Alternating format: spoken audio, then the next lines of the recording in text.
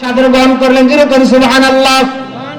মদিনার আনসারী সাহাবায়ে কেরাম আবার আপনার নবীকে সাদর গ্রহণ করলেন, সাহায্য সহযোগিতা করলেন। আমার আপনার নবীকে মাত্র মদিনায় চলে গেলেন। এমন ভাবে ইসলামের বিস্তার হতে লাগলো, বিভিন্ন দেশ থেকে এসে লোকেরা কালিমার সাথে আশ্রয় গ্রহণ করছে, যেরকম সুবহানাল্লাহ। এবার ইসলামের বিস্তার এত বেশি হতে লাগলো যে দেখা যায় প্রতিদিন দলে দল লোকেরা এসে কালিমার সাথে আশ্রয় গ্রহণ করে।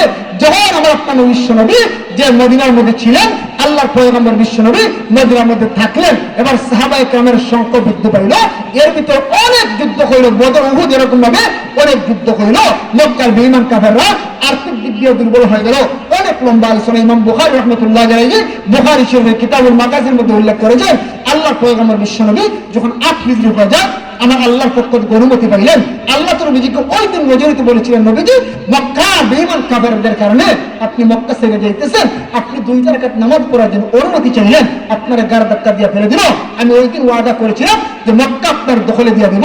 আল্লাহ পয়গম্বর বিশ্ব নবীকে আমার আল্লাহ 8ম হিজরিতে জানাইলেন, নবীজি আপনি 8 হিজরিতে মক্কা দখল করবেন। মক্কা আপনি দখল করবেন, মক্কাকে আপনার হাত থেকে কেউ নিতে পারবে না, আপনি মক্কা দখল করবেন। অমনি মুহূর্তে আল্লাহর নবী সাহাবায়ে কেরামদের সাথে পরামর্শ করে, ও সাহাবীরা 8 হিজরিতে যখন 8 হিজরি হবে মক্কা দখল করব, কে কে আমার সাথে যাইবা? 10,000 সাহাবায়ে কেরাম ডাক দেখে, ইয়া রাসূলুল্লাহ, ইয়া হাবিবাল্লাহ, আপনার সাথে আমরা মক্কা দখলের জন্য যেতে রাজি আছি, যেরকম সুবহানাল্লাহ। চিৎকার দিয়ে বলেন না সুবহানাল্লাহ। 10,000 সাহাবায়ে কেরাম ডাক দেখে, ইয়া রাসূলুল্লাহ, আমরা মক্কা দখলের জন্য যাব। আমরা বর্তমান জমানায় পাগল গাড়ি দিয়ে সফর করি, ওই জমানায় গাড়ি ব্যবস্থা ছিল না, উটের রাস্তা ছিল, ঘোড়ার রাস্তা ছিল। আল্লাহ নবী বিশ্ব নবী 10,000 সাহাবী নিয়ে এবার মক্কার ভিতরে রওনা দিলেন। কি উদ্দেশ্যে? মক্কা দখল করবেন, বেঈমান কাফেরদের থেকে মক্কা ছিনিয়ে নেবেন, মক্কা দখল করবেন, ফতহ মক্কা করবেন, মক্কা বিজয় করবেন। অমনি মুহূর্তে আল্লাহর নবী 10,000 সাহাবী নিয়ে 11 দিন রাস্তা সফর করলেন। কয়দিন? 11 দিন রাস্তা সফর করিয়া কাবা করে হেরেমের কাছাকাছি চলে আসিয়া রাত্রিবেলা তাহাজ্জুদের সময় আল্লাহর নবী ডাক দেখো, সাহাবীরা যার যে হাজত আছে তোমরা পূর্ণ করো। কেউ যদি তাহাজ্জুদের নামাজ পড়তে চাও পড়ো, কারো গোসলের প্রয়োজন হলে গোসল করো।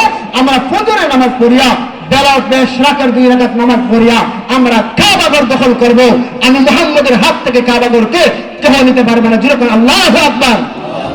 দার আমার বন্ধুরা আমার, যেই মাত্র ফজরের আযান পড়ে যায়, আল্লাহর পয়গম্বর বিশ্বনবী রাহমাতুল লিল আলামিন এবার সাহাবায়ে কেরামদেরকে নিয়ে ফজরের জামাত আদায় করে যখন বেলা উঠে যায়, আল্লাহর পয়গম্বর সাহাবায়ে কেরামদেরকে নিয়ে ইশরাকের 2 রাকাত নামাজ আদায় করলেন।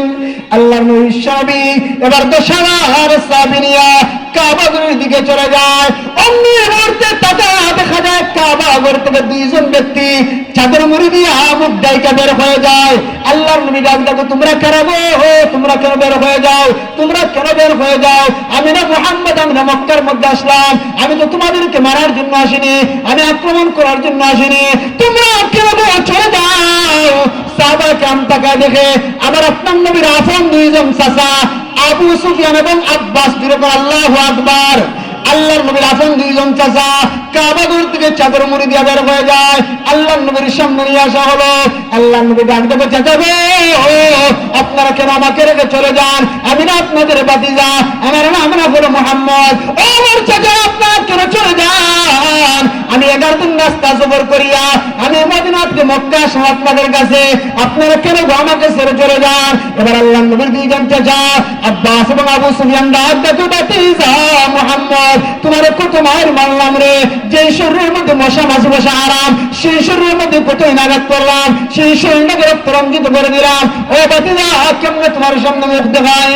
আল্লাহর নবী ডাক দেখো, আমার চাচারা, আমি তোমাদের বাচ্চা মুহাম্মদ, আমি ঘোষণা দিলাম, যদি এই মুহূর্তে তোমরা কালিমা পড়ে মুসলমান হয়ে যাও, আমি তোমাদেরকে ক্ষমা করে দেবো, যেরকম সুবহানাল্লাহ।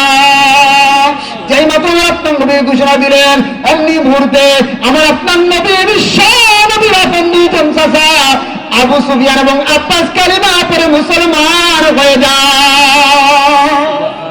2 জন চাচা মুসলমান হয়ে গেছে। অথচ আবু সুফিয়ান মক্কার মধ্যে সবচেয়ে বড় লিডার ছিল, আবু জাহেলের চেয়ে বড় লিডার ছিল।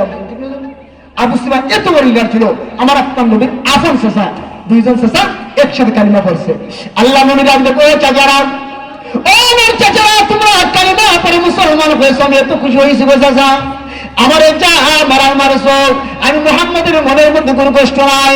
চাচা গো, আমি এই মুহূর্তে আপনাদেরকে ক্ষমা করে দিলাম। আল্লাহ নবী জানতে গো চাচারা মক্কার কাবা ঘরের চাবি কারাতে সাইদুল উসমান ইবনে তালহার কাছে বসে কই, ও বাদশা মুহাম্মদ তোমার বই ফেলা হয়ে গেছে।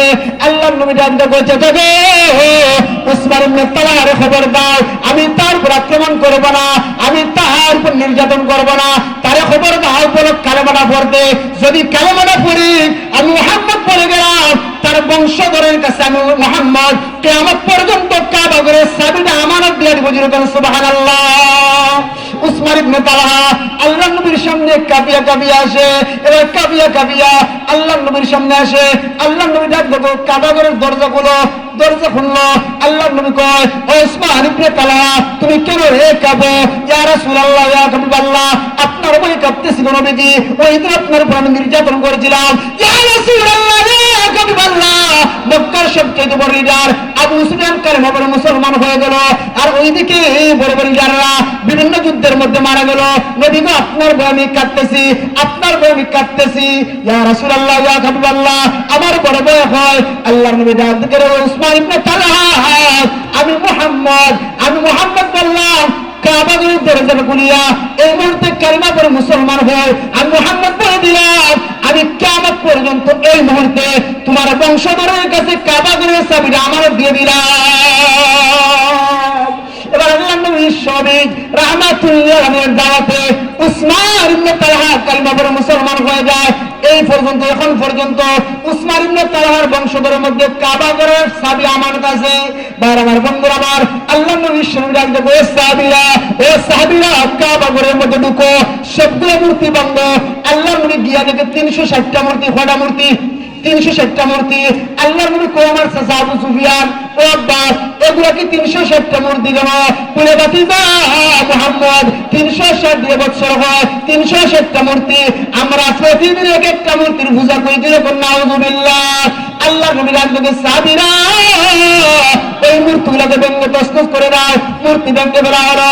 আমার ভাইরা, আমার বন্ধুরা আমার, আল্লাহ নবী কাবা ঘরের সামনে দাঁড়াইয়া ঘোষণা করলেন, ও মক্কার বিমান কাফেররা, আমার দুইটা সেই জায়গার মধ্যে আছে, আমার চাচা আবু সুফিয়ান, আমার চাচা আব্বাস আছে, আমার দুইটা চাচার আমি সামনে রাখিয়া বললাম, তোমরা জোহরের আগে আগে যারা মুসলমান হইবা তোমরা নিরাপদ হয়ে যাইবা, যারা জোহরের আগে আগে মুসলমান হইবা না কাবার এরিয়া ছেড়ে অন্যত্র চলে যাইবা।